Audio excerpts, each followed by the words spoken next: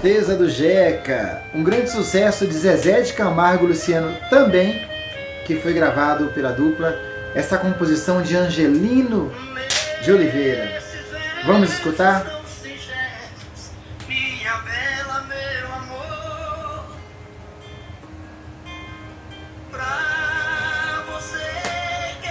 Um grande sucesso, uma grande canção escrita por Angelino de Oliveira, uma canção que ficou consagrada aí nas vozes também de Tonico e Tinoco e outras duplas do meio sertanejo, como também o cantor Sérgio Reis e entre outros.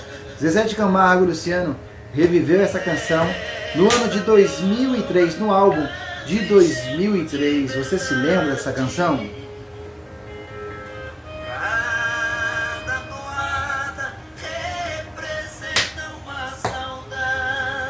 Uma canção que fez parte da vida de muitas pessoas, do sertanejo, de quem vive no sertão, de quem tem as histórias de vida para dividir, de quem tem saudades da natureza, saudades da sua terra, saudades das suas histórias e de suas raízes.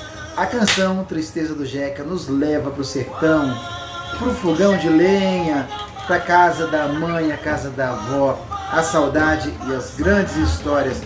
Você o que fazia no ano em que essa canção fez sucesso?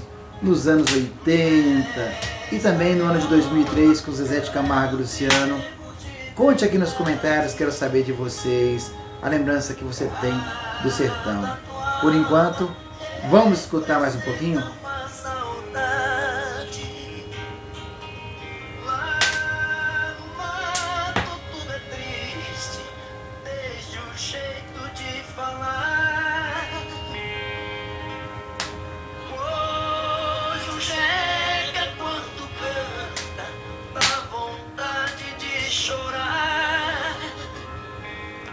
Estamos conectados nas boas músicas e nas boas histórias.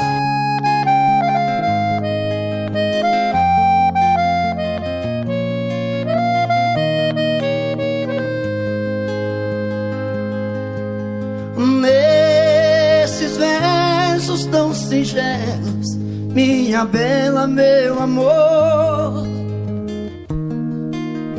pra você meu sofrer, a minha dor. Eu sou como sabiá que quando canta é só tristeza, desde o galho onde ele está. Nesta viola canto e gemo de verdade.